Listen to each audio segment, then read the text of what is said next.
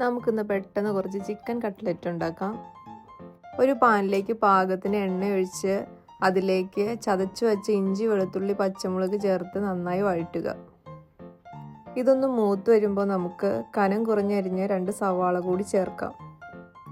കുറച്ച് കറിവേപ്പില കൂടി ചേർത്ത് നന്നായി വഴന്നു വരുന്നത് വരെ വെയിറ്റ് ചെയ്യുക.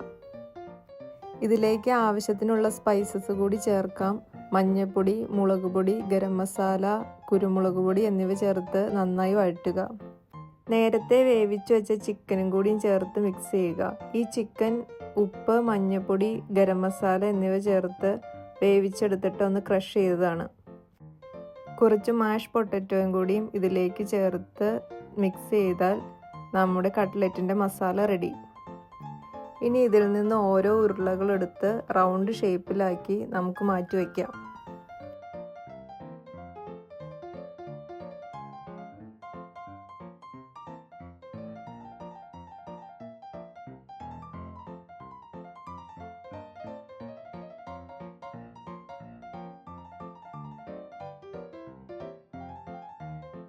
ഒരു ബൗൾ എടുത്ത് ഒരു എഗ്ഗ് പൊട്ടിച്ച് അത് ബീറ്റ് ചെയ്ത് നമുക്ക് മാറ്റി വയ്ക്കാം. അതേസമയം കുറച്ച് ബ്രെഡ് ക്രംസും കൂടി നമുക്ക് വേണം. ഇനി ഓരോ കട്ട്ലറ്റും എടുത്ത് എഗ്ഗിൽ മുക്കി ബ്രെഡ് ക്രംസിൽ കോട്ട് ചെയ്ത് മാറ്റി വയ്ക്കാം.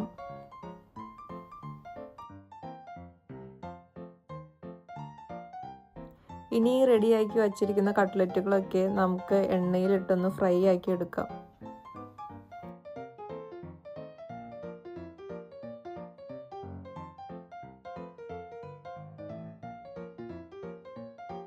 ഒരു സൈഡ് ഫ്രൈ ആയി കഴിയുമ്പോൾ കട്ട്ലറ്റുകൾ മറിച്ചിട്ട് അടുത്ത സൈഡും കൂടി റെഡിയാക്കി എടുക്കുക.